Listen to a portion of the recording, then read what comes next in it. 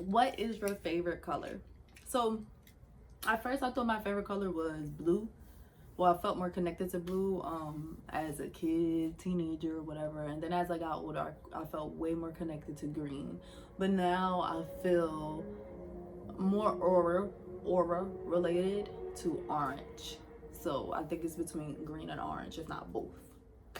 How do you regain inner peace when negativity attempts to disrupt it? That is a wonderful question. And I think that has a lot to do with really first intention, because there are going to be negative forces around you all the time. It doesn't matter how peaceful you are, they exist and they'll be around in all shapes, ways, and forms. When it comes to your intent behind the decisions that you make, firstly, that will affect how strong these negative forces are, right? If you have negative intentions in a lot of the decisions you make, even when it's not even that deep, you will be bringing in negative karmic energy to your life that really don't even need to be there. But of course it's going to be there, and it does need to be there really, because you need to learn certain lessons about changing your intentions. So I think once you feel like things are shaking you up and you feel like there's too much negativity going around, turn it in first and think about the decisions you've been making lately, and think about how you've been treating other people lately, how you've been treating yourself lately, and is that rooted in fear? Is that rooted in bad intention? Change that first and see how the negativity around you is, because half the time that's really what it is. What do you love about being a Black queen? Ooh, I love everything about being a Black queen, even the struggles that come with being a Black queen, because who else would be able to handle the struggle like me? Nobody can handle the struggle like me, and nobody can handle the crown like me. To have that strength alone is already, queening, okay? What is your zodiac sign? What a general question, because we're all of them. But my sun, I am an Aries. I was born on April Fool's Day, on April 1st. So my sun is Aries. My rising is Leo. And my moon is Virgo. Now, I could go into my Venus and my Taurus and all stuff like that, but I think that's also another video. So if you want me to go more in detail about the astrological background of my sun, just let me know and I'll make a more detailed video about that. Is every natural hair person, do they have curly hair, or is it just me? I don't have natural curly hair. I think that we still haven't really got to the root of the differences that natural hair could have, right? If you have white descent or European descent, 9 times out of 10 your hair is straight, and that's just what it is. But to have some afro, any type of afro gene in you, you will have some sort of kink. But even naturals, not all naturals are the same, right? It's some that have more kinky, more coily, more curly, more wavy hair, but it's all still natural. So I think if you don't have heat damage or color damage in your hair, which forces your hair to be straight, you may have some other type of genes in there making it straight. I'm just saying. Moving on. What do your tribal tattoos mean? So my tribal tattoos here, right? I said I'm Chippewa and Blackfoot, right? Chippewa and Blackfoot.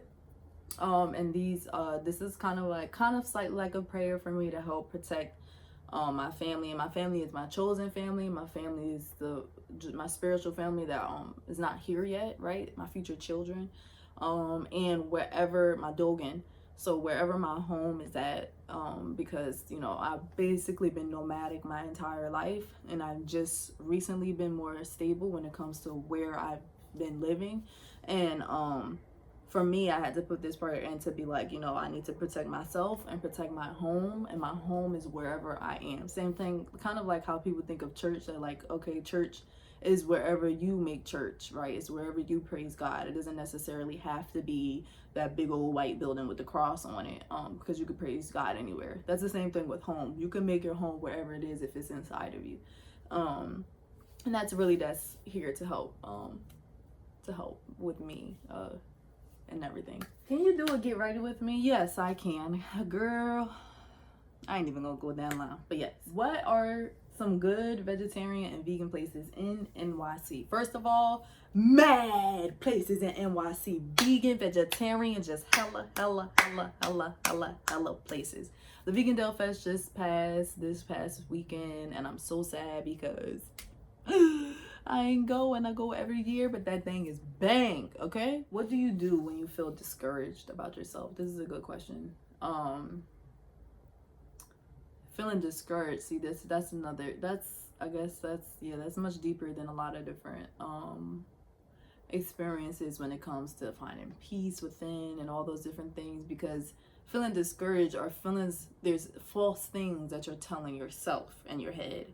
And so that's a deeper layer of fear and anxiety to feel discouraged as well.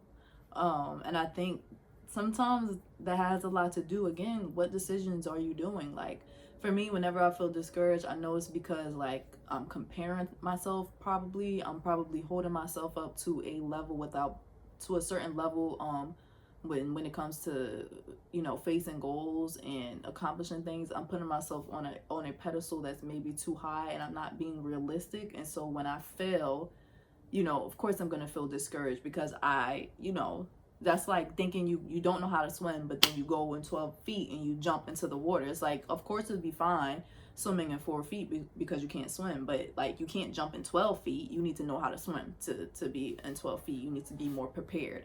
And so I think a lot of people feel discouraged when they do things like that, like not prepared for certain things, not paying attention to the realism behind certain situations, and then being upset that leads into discouragement and all this stuff like that when the realistic outcome occurs.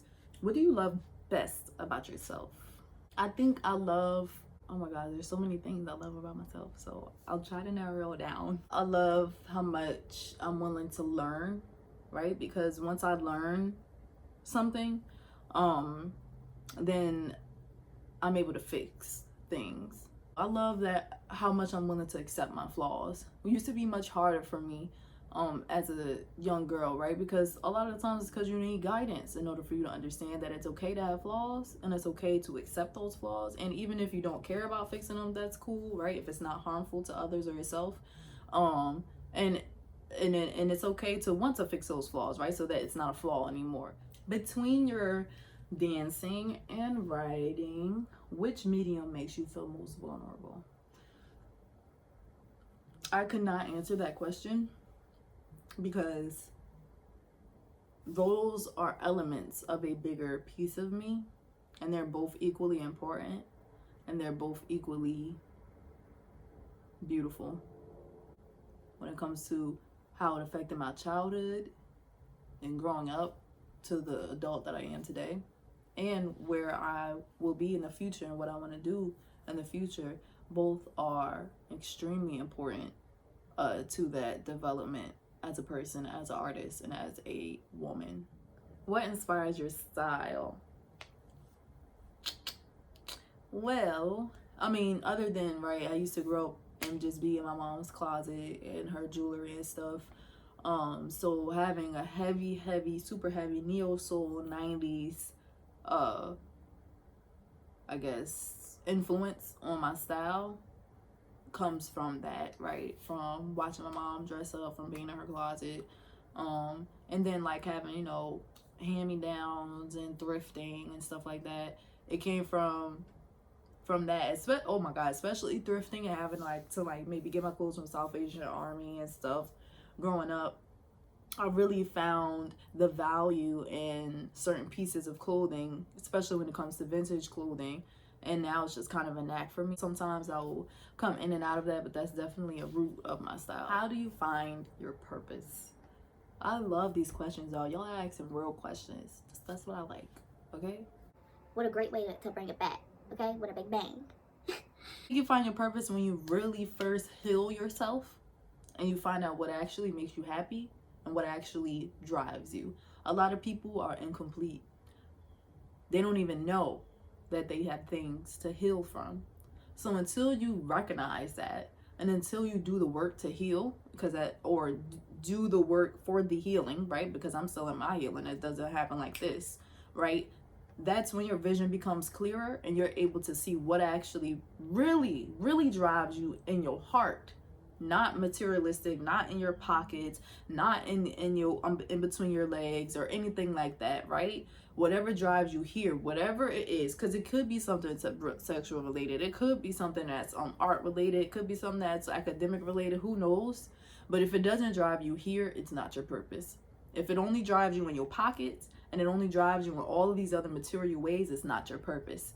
It has to drive you in your heart. You have to be okay with doing it, knowing that material things doesn't come with it right away. You have to be okay that you will struggle to do it, because it may be most likely against the collective.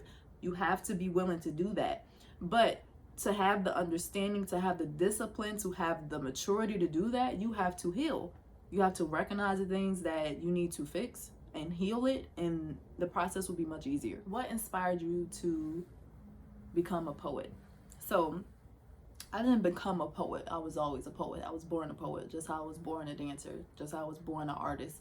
And those things and my abilities were just revealed more and more over time.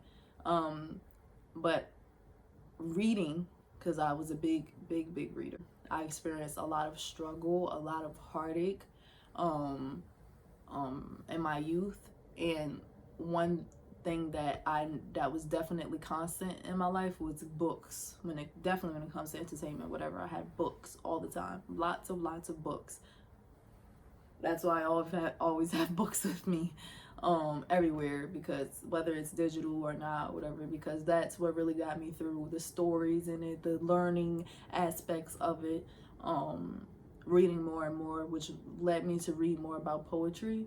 And I used poetry as a way to be an outlet for what I was experiencing in the real world around me and internally as a young girl, 12, 13 years old. And that's what really got me writing. Once I read about poetry and what poetry did for other poets, then I did research about other poets, and I found my favorite poets, Audre, Lorde, and all these beautiful people, Maya Angelou, and I just loved it. Hell yeah. I gotta pop them up right here, like bang, bang, bang, bang, bang, bang, bang. Leave like random links in the description box below for some great books as well. Okay, y'all. So that concludes my Q&A video. Thank you so much for watching. If you have any more questions, make sure you leave it down below, because I'm willing to answer them all, so that we could keep this up back and forth. You know, you get to know me, I help you out. Thanks so much, guys. I'll see you later.